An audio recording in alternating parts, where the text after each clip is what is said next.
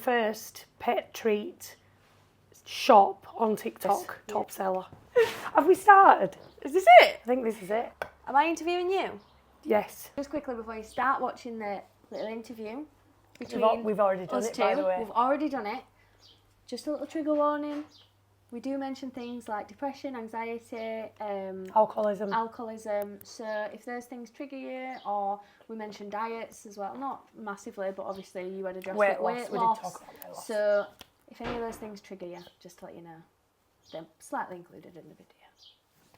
This is my YouTube channel, and it's Austonley Irish Wolfhounds, but we're going to venture out slightly, and we're going to do a little series introducing everybody, the humans that are involved in Austonley Irish Wolfhounds. With the dogs knocking on the door, because they would like to come in. We've got a Fly on the Wall series coming. We're going to post you an episode every Friday featuring all the highlights of what we've done that week, and a lot of stuff that you will not find on our other social media. I feel like we need to kick it off now with starting out with who you are and what you do, and what is Austonley. So Austonley's an area, and it's an area where Mav actually grew up, and it's where we walk the Wolfhounds. So the day that I said to Mav, we need a kennel name for when we have puppies. Because you're a breeder as well. Because we breed Irish Wolfhounds. He said Austonley. I was like, I like that. Yeah. Austonley Irish Wolfhounds. So Austonley is a place.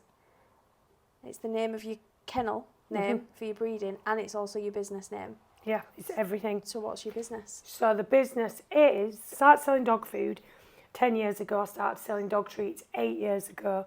We've been into dogs for about 13 years. We're soon to be expanding into cat food, small animal feed. I'm hoping to include tortoise food, because our business stems from our dogs, and having a multi-dog household and not being able to purchase decent products. So I sourced decent products. My first Irish Wolfhound. This is my second Irish Wolfhound, and this is my third. So these two are our foundation girls. Yeah. This is Mr. Wilson. Yeah, we never used him for breeding. No, we have a Wilson now, but this was the OG Mr. Wilson, and then this is Bella. The Wolfhounds that we've got at the minute come from these two girls. So you've got 16 dogs. Yes. 10 Irish Wolfhounds. Yes. Is it 9? No, 10 Irish Wolfhounds, 9 of which we bred. Yeah. And then we've got a boy that we imported from Slovakia. We like his lines. We think they'll complement our lines. So he's going to be the new blood. Yeah. Why did you start with Irish Wolfhounds? Why that breed? Mav chose Irish Wolfhounds. I had absolutely no interest, desire for the breed. I like all dogs. Yeah. I said, please can we get another dog? He said, if it's an Irish Wolfhound, I said yes. He could have said any breed, and I would have said yes. Yeah. And what made you get into breeding? Because I started showing, because I wanted a hobby. Because my life it just felt empty. I didn't have any hobbies. I didn't have anything to look forward to. I drank too much, and I wanted something to divert me away from drinking and going to the pub and just feeling lost and pointless. So it was a purpose? Yeah, so I'll have a go at showing. It'll just be a fun hobby. Yeah. You soon learn. The dog showing is very serious. Dog showing is so serious. And people like to make it no fun at all. Literally some bits of it are good. Yeah. But it's hard work, it's awful. So then she got me into showing, so then I would go to the shows as well. When I started showing Scylla, I realised that I was showing somebody else's breeding, somebody else's kennel name. Yeah. And I wanted to have a go at showing my own. Yeah. And it's so much more difficult than I ever imagined. Yeah. Well, everyone always says they want to breed at home and they want to have a go. What do you say to that? Because everyone always says to you as well, don't they? Oh, why are you breeding? There's so many dogs around you, overpopulating. And I obviously know from our discussions what you think about that. Yeah. About just breeding. Well, we're into breed preservation. So we specifically breed Irish Wolfhounds to the best of our ability. So we want to produce dogs that are close to breed standard, that are good health, good temperament, good longevity, We don't just randomly have a dog and want to breed it with next door neighbour's dog to just make dogs. And there's hardly any Irish Wolfhounds, is there? How many breeders is there in the UK now? Not many, and there's less than 300 registered, which puts them on the vulnerable breed list. Right. They're very difficult to breed. It's awful. Mums lay on litters and can kill entire litters. There's no money in them. You've got to do it because you love them. And they're just hard work. They cost a lot of money. You can't just breed them and leave them in a room. You've got to constantly be there. 24 hours a day. Up all night, making sure they don't squish them. Basically, if you don't watch them, somebody's going to get squashed. Someone's going to get squished. I feel like I should also introduce who I am. Yeah. Just quickly. Yeah, but nobody knows who you are. Nobody knows who I am. This is Eve. Yeah. Eve's my eldest daughter, and I am actually swapping places afterwards. Get it interview me because I'm a veterinary nurse, and that obviously complements this lifestyle very, very well. And it's useful, isn't it? And we both do social media, so I think you kind of got me into it. Yeah. And then I kind of accidentally went viral. People just kind of decided they liked me. So now here I am. I didn't know I'd be a content creator. Did you ever think you'd be a content creator? Did you ever think that'd be a full-time job? No. Content creation for us is a full-time job. Yeah. Looking after the dogs is a full-time job. Yeah. Running the business is a full-time job. We literally have 3 full-time jobs. I know. We work 18 hours a day, if not 20. So for us, it's non-stop work. We are shattered most of the time. I got into social media because of some people in Wolfhounds back in the day were so awful to us. I remember. So awful.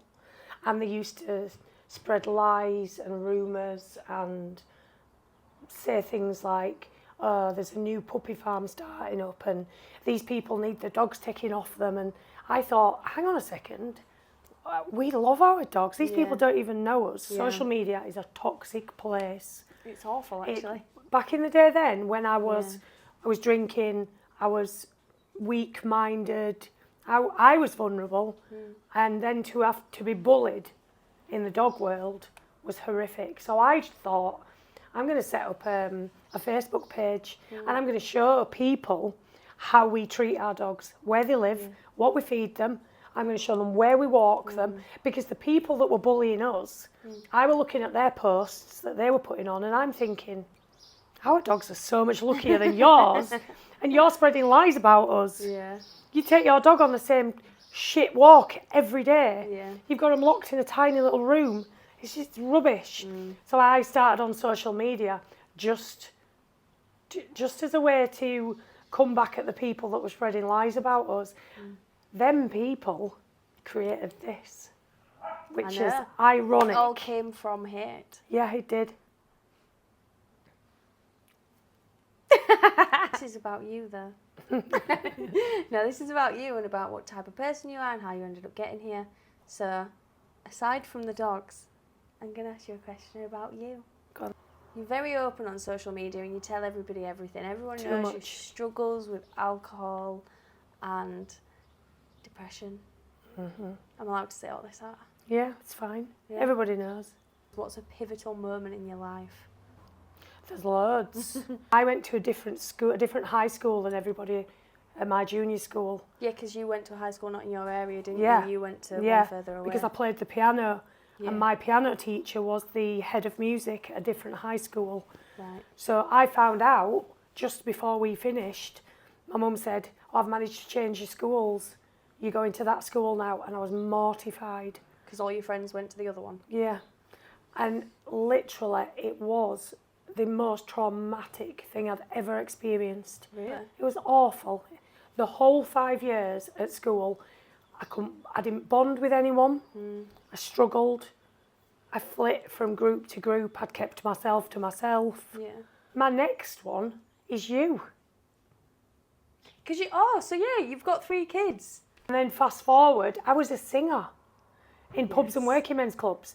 I did that by myself. Yeah. I went to high school by myself, and then I sung by myself. All the friends I did have went out clubbing and partying, and I worked 5 nights a week singing in pubs and working men's clubs all over Yorkshire and around Yorkshire. And you were only, what, 20 when you got pregnant? 20 when I got pregnant, 21 when I had you. So again, life completely changed. And then you were a single mum. And then I was a single mum, by myself, struggling. I feel quite bad for you. Loved it. Seriously, being a single mum? Loved it. Wouldn't change it for the world. Yeah. I had you all to myself. I loved it. I lived at home. I lived at home with my mum and dad. Yeah. My mum and dad had a row of houses and a mill complex and all these outbuildings and loads of land. And my sister lived in one of the houses. They built her a bigger house. I moved into her little house. Yeah. And then I had another child. Ended up by myself again. And you actually, so you two married babies. Now to Mav, but does anybody know you were married before? I don't, but you see, I don't don't really count it. No, and I don't talk about it. No. It's just one of them. It's just one of them things. Just a little blip. It was a little marriage, just a little one. It was only lasted 3 weeks. And it was to Jack's dad. Yeah. Then I had 2 kiddies by myself. Yeah. So Did you have any animals then? No, I don't think I did. I went to uni just after Jack was born. I went and did a psychology degree. Yeah. So no, I didn't have any animals because I was busy with 2 children and I was at university.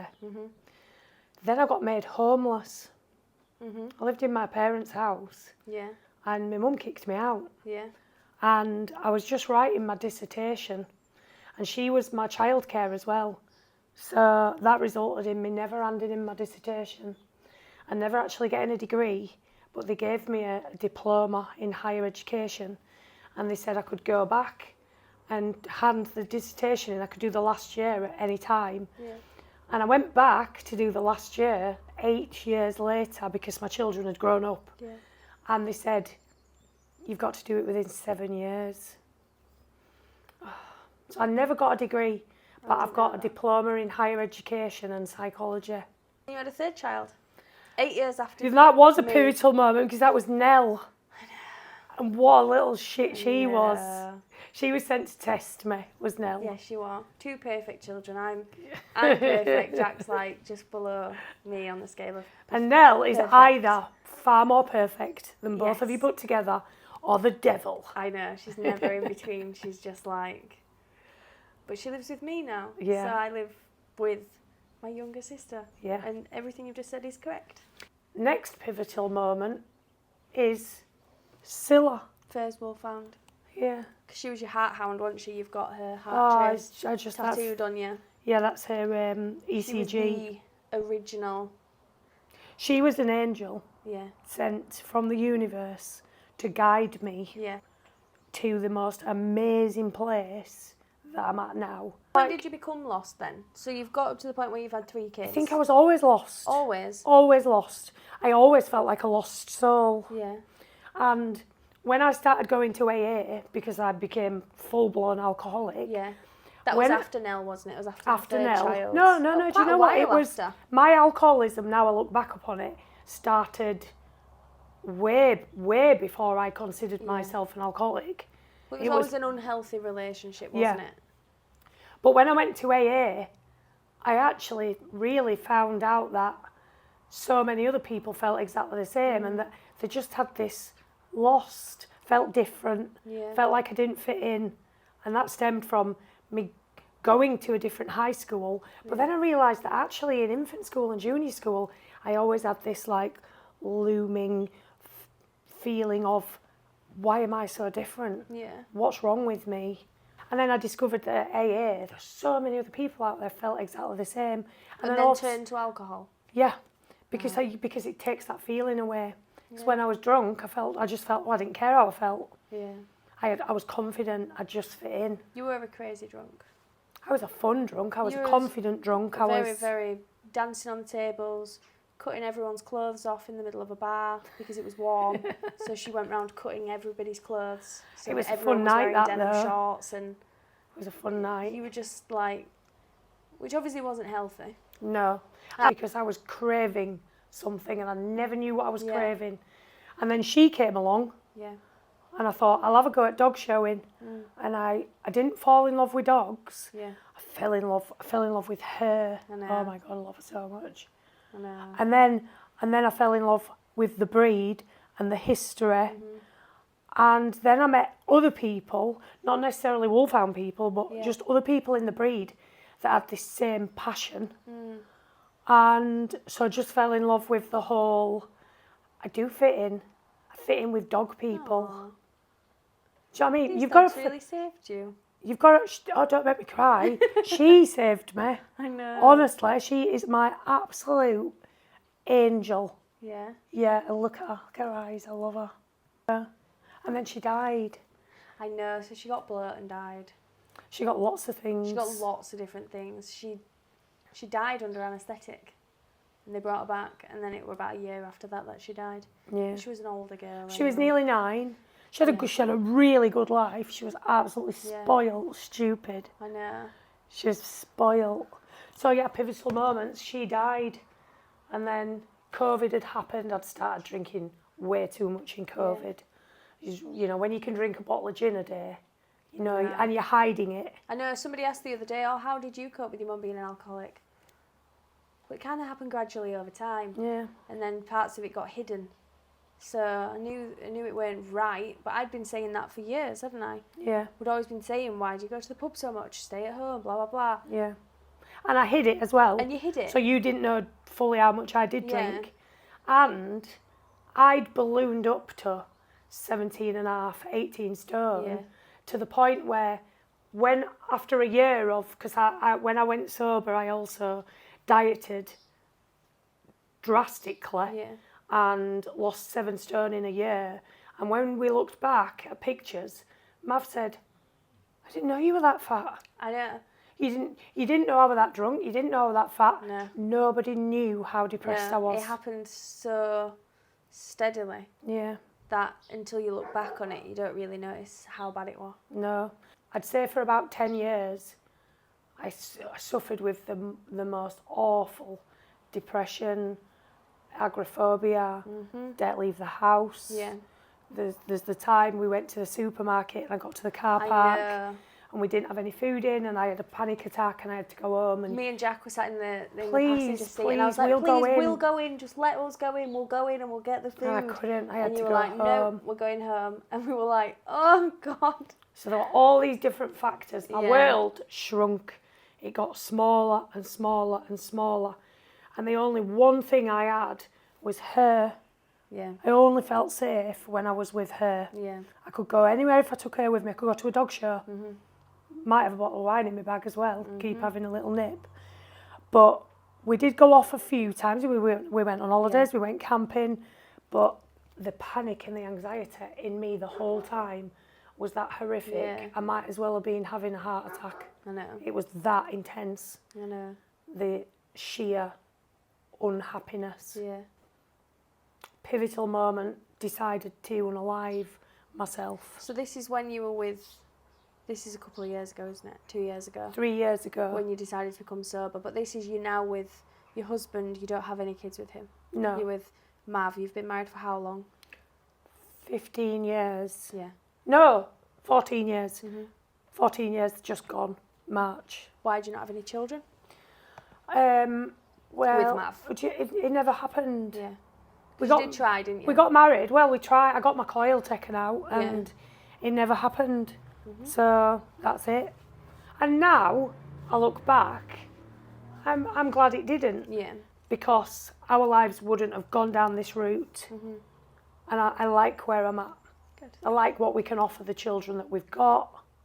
You know, like, so I'm all right. I'm all right about it. And Mav does not mind at all. As far as he's concerned, you lot are his. You're a lot of trouble for him. And that's my last pivotal moment. I woke up the morning after and I just said, that's it. You're changing this.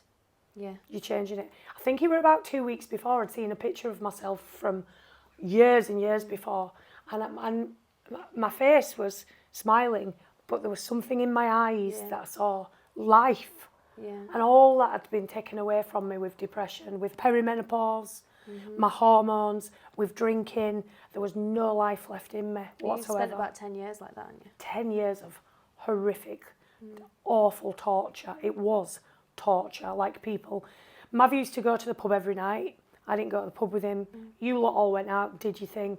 And I used to sit at home nearly every night and I cry every single night. Just didn't think, there was nothing in life for me, nothing at all. And that was even with Scylla. And Scylla had come up and she'd lick my face when I cried. Yeah. Yeah. And she'd just sit with me. She'd never leave me, never ever. And then I saw a picture of myself with a sparkle in my eye, and I was just like, nobody is going to save you, Mav. Which is true, though. Mav's not. I used to blame Mav. I was no good to anybody, so I might as well just be gone. At least you can have the house, the inheritance, and then you can, you know, move on with your lives, and my torture would be over. But yeah, I woke up that morning and I realised that there's only me can save me. I have only got myself to blame for everything. I've allowed everything to happen to me that's ever happened, and I'm still allowing it to happen. And you fucking change it now, because you're better than that and you're stronger than that. And literally changed it that day. You're very motivated though, whenever you get an idea in your head and you decide you're doing something. It's like a bloodhound, I've never known anything like it. No. You're like, once you set your sights on something, it's like a missile. Yeah. Oh, thanks. I'm my own worst critique, and I'm full riddled with self-doubt. You hide that well. Don't understand why anybody likes me. Don't understand it. I don't know. Do you ever look at yourself and think, if I weren't me, would I like me? I do sometimes. You fucking like yourself, don't you? No, I was just going to say, I do think that often, very often. Would you like yourself? No. Why? I don't know. I think I'm very full on.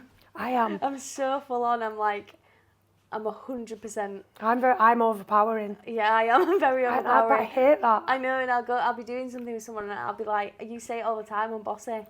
Yeah. And I have to really tone myself down. I like it when I don't have to tone myself down. I can't tone myself down though, because I forget. No. Yeah, but we don't do it around each other. That's why when anyone sees us interacting, they sit there like that. Is this normal? Are they fighting? And it's like, no, they're not fighting. That's just how they talk. Like the fact that the names we call each other. Yeah. And earlier on, you were talking and you were doing something, and I says, I'm bored. I'm bored now, and I'm not being a brat. I'm a bit of a brat. Maybe a bit of a brat, but inside, I'm fine. I'm just expressing that genuinely. Let's move on. No, and we do swear at each other, don't we? Yeah, we do, and the nicknames we call each other slag. That's the name. Bitch. You're right, slag. But everyone's like, how can you say that to your mum? I don't know. I'm very unorganised. I think I'd annoy myself with my amount of unorganisation. And I fall off the earth as well. Because of how bossy you are and how unorganised you are, it does not make sense. You're an oxymoron. You're an actual oxymoron. I am. Because you see, I'm bossy because I know when I like something and I know how I like it, but I also follow those rules. So I make sense. You don't make sense. After all that, you then turned your life around. You started your business. You'd already started your business, but you started your TikTok. I know. He's got salad. Oh, Mav, that's amazing. Then your life changed and it became more positive. It went mental. I still sometimes think that I might have died. Changed that much. I think I don't know whether I died and woke up in a parallel universe. So I've never ever in my life had a life that I wanted to sing and dance about. Yeah. It was always a struggle to be happy. Yeah. But I think the main word is content. Because that's all I really want, is that internal contentment. I think it's all a lot of people peace. Don't anything fancy. I just want to go to bed at night knowing that I did my best. I accomplished small things that day, and I got through that day. Just one day at a time. That's it. I mean, I've worked my arse off. I have worked my butt off this last 3 years. And what did you do? People don't know. Oh, what did I do? So I went keto and I lost 7 stone. I went cold turkey sober. I started a TikTok account and I went viral. And I've now got, I think we're on 2 years later actually with the TikTok. 2 years later, I've got 450,000 followers. Yeah. On Instagram, I've got 67,000 followers. I think on Facebook, I've got about 13,000 followers or something like that. On YouTube, we've got 4,500 subscribers. I just make content. Some of it's good, some of it's crap. Some of it's entertaining, some of it's cringeworthy. On TikTok, I saw affiliate selling, and I thought I can do that. So I bought I bought the Jammers, signed myself up for the affiliate sales, and I tagged the Jammers. And in space of a week, I sold 3,500 pair of Jammers at a commission rate of £1.40 per pair of Jammers. Oh And my then, God. No. And then it turned out that the shop on TikTok was fraudulent. Oh no. So the £4,000 that I'd made never existed. Got another product, sold thousands of them. Yeah. Yeah. You made loads of money. At a commission rate of £3.50. And money just kept coming in and kept coming in. And at the time, I had a website where I sold dog food and dog treats. And I thought, hang on a second, I'm making videos wearing a hoodie and all this other stuff. And I'm then struggling selling my own stuff, which is the products I believe in and the products I'm passionate about and the products I use. So I thought, I'm going to open a TikTok shop. Went in totally unexpected, totally blind. The day I pressed the go button, I shit my pants. And that same day I got one order through, and I remember it tinging and going, "You've got an order." And I was like, oh my God, is my product going to be good enough? Is my service going to be good enough? Am I going to be good enough? And I felt just such dread when I packed that order and I took it down to the Every Shop, and I was like, this is going to go completely wrong. I'm going to get complaints. It's, you know, all these actually things. self-doubt though, and you're a perfectionist as well, so I think that's why your shop did so well, because you're like, the second the order comes in, it needs packing, it needs to leave. Yeah. Like right now. And The if it doesn't go minute right detail. now, Everything is it's in not that good enough. tiny, minute detail. I know. Everything. That's why you've got so many returning customers there. Yeah. So then it escalated, didn't it? You made loads of sales. Went from sale to sale to sale. To be to in the the point number where one. we'd at the time, I think you could only do 50 orders a day.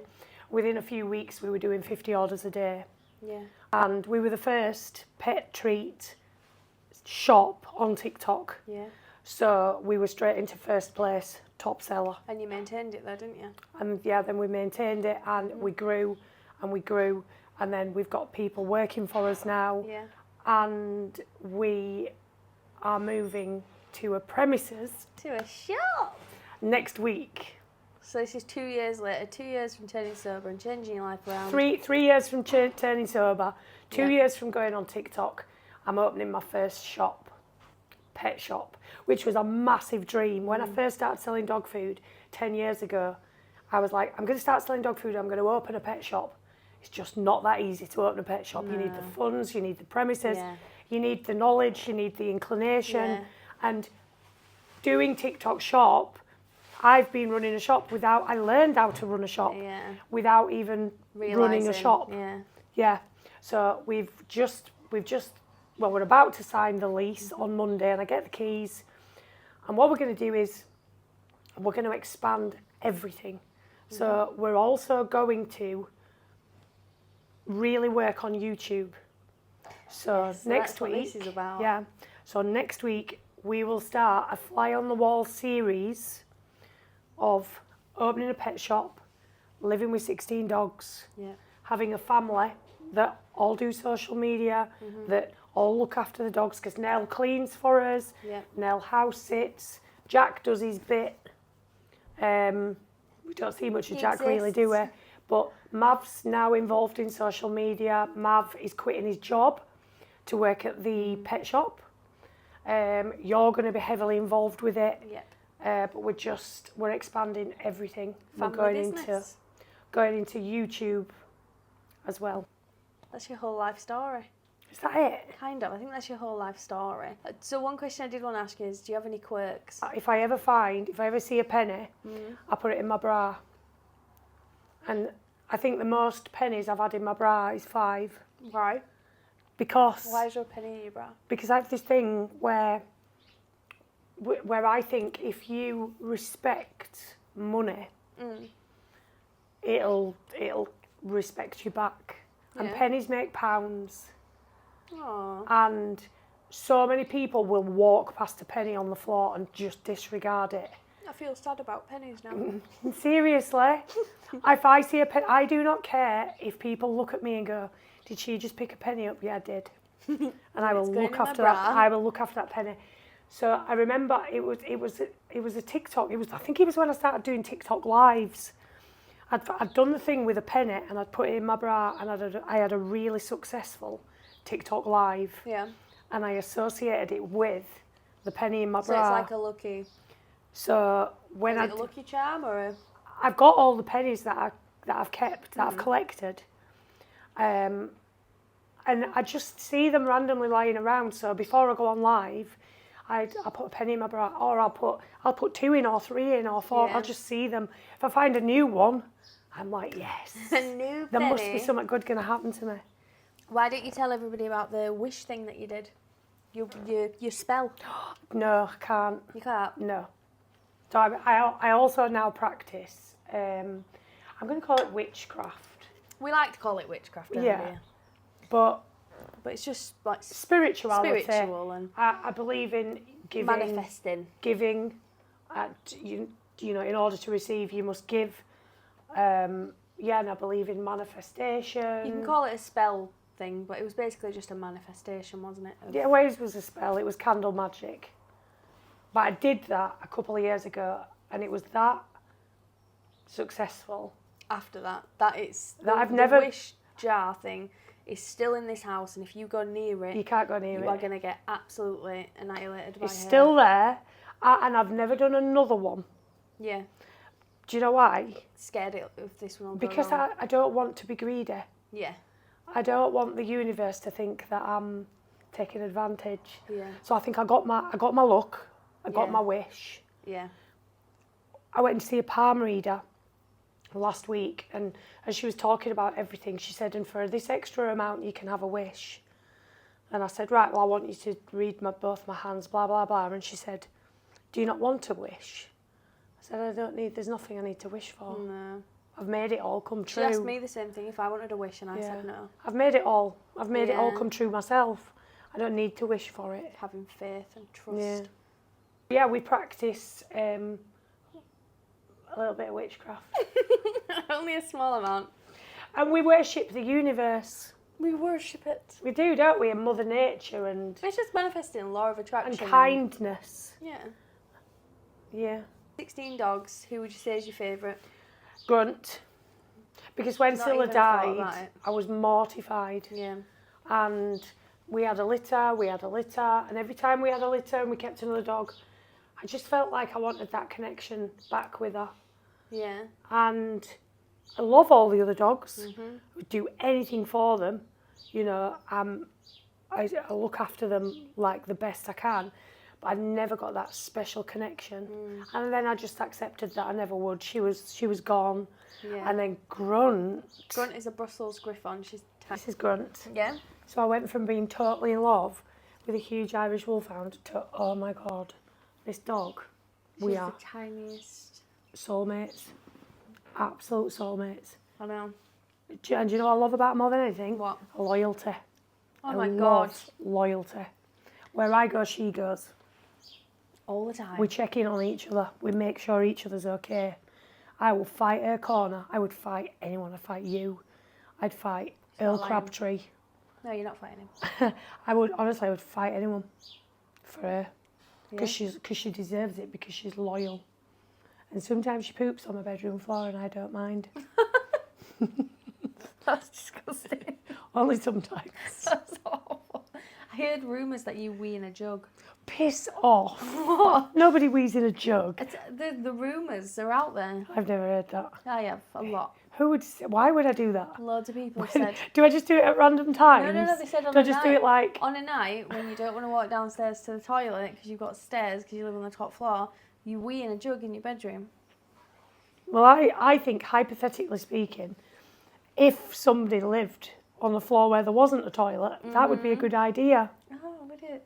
It would be a good idea. Uh-huh. It's like a poo. People used to pee in a poo. Mhm. So I say, go for it, people. If you want a wee in a jug, but me personally, I don't. Go on. Quirky, you're strange. You always wear funky headbands. You're very organised. You run multiple businesses. You're always busy. You love social media. Do you know why I wear funky headbands? Yes. Because you don't wash your hair. that's just a bonus. No, when I decided to do more on TikTok, I had to create a character. Yeah. And this is the character.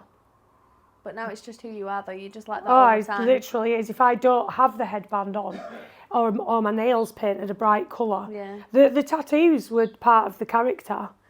I became what I envisaged. Yeah, didn't you see someone once and you were like, I love that? I think it was somebody on a TikTok that had loads of tattoos. Yeah. And I was like, I'd got a picture of me from years ago where I had a headband in. Yeah. And I used to be really self-conscious about wearing headbands. Because I used to put the headband on, and people always used to have snide comments like, "Oh, look at you with your headband. Oh, do you think you are? Oh, very rock and roll." Whereas now I'm just like, piss off. I mean, really though, would you comment on my headband? Would you dare? No. I'm covered in tattoos. I obviously don't care what people think anymore. Yeah. So no, the headbands are because if anybody, do not pinch. If anybody is going to do social media, people like familiarity. Yeah. They like the same set. For me, because we follow a lot of YouTube channels, and when I switch an episode of a YouTube channel on, I want to feel like I've walked into my own living room and sat down, and I'm right at home, and I know who everybody is and what's happening, and that same old safe feeling. You look the same. Yeah, so I created that. There you go. The truth behind the headbands. And it's a little bit different to other people as well. Maybe so we should put that as the caption. The truth about the headbands. The truth behind the headbands. I need more headbands though. I know you do. How often do you wash them? What? You don't? You don't go around asking ladies how often they wash their headbands. No, but seriously, people wash headbands. I'm serious. You've never washed headbands? Never in a million years. No. If I dropped it in a dog poo or something like that, I would. Why would? It's on my hair, isn't it? It's greasy. I don't get greasy hair. No, you do. I don't. You do. I mean, it's got natural oils. I don't get greasy hair. Yeah, but imagine all those natural oils just constantly rubbing on your headbands, and then you've got years worth of natural oils in your headbands. They smell nice. They just smell like perfume. Outed on YouTube for being a dirty bitch. No, I've never washed my headbands.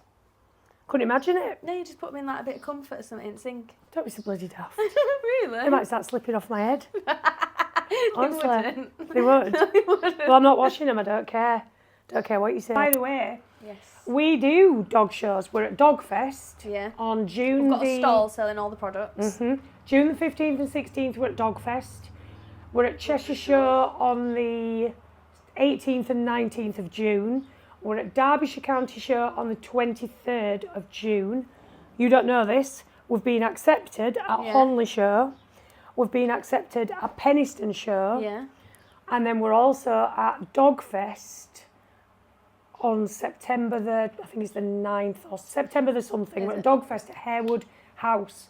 So if you do want to come along and have a look at the products that we sell, which by September, there will be loads more products. So many. We have got so many really, really exciting products coming to the actual shop. Products that we couldn't source because we didn't have a bricks and mortar shop. So I'm so excited about them. And all the new products we get to add in. Yeah. You can come along and visit us, and we will have Wolfhounds there. So next weekend, 15th and 16th of June, there will be Geronimo and Cactus there for people to come and meet, and then there'll be Grunt and new baby Wallace, your baby Wallace, and Barry, little legs Barry will be there with Nikki. Tiny legs. Yeah. Yeah. So that should be good. I'm excited. Is there anything else you feel like you need to add or say? No, I don't think so. I'm sorry if I'm depressed, everybody. I'm also sorry if I trigger anybody by talking about depression, alcoholism. Do you know what I mean? Because there's so many families affected by alcoholism. And I feel so blessed that I've gone from being where I were, which was teetering on the edge, to fit, healthy, happy, content, driven. Not even just content, you're like over exceeding now. Yeah. Very successful. So yeah, sorry if I've triggered anybody. If you've enjoyed our little chat, yes, give us a thumbs up, subscribe. If you've got any questions, pop it in the comments below. If there's any videos you'd like to see us do, if there's any videos you'd like to see Eve do, because Eve is a fully qualified veterinary nurse, pop it in the comments. And also subscribe to my channel. My veterinary. Can we link it? Eve the veterinary nurse. I don't know. Maybe we can somehow link it, but I'm going to put all CPR, choking, watch stupid dogs having a seizure. I'm going to put all the videos all on there. So subscribe. Let's get me up to 1,000 subscribers. See you later, everybody. Keep it safe.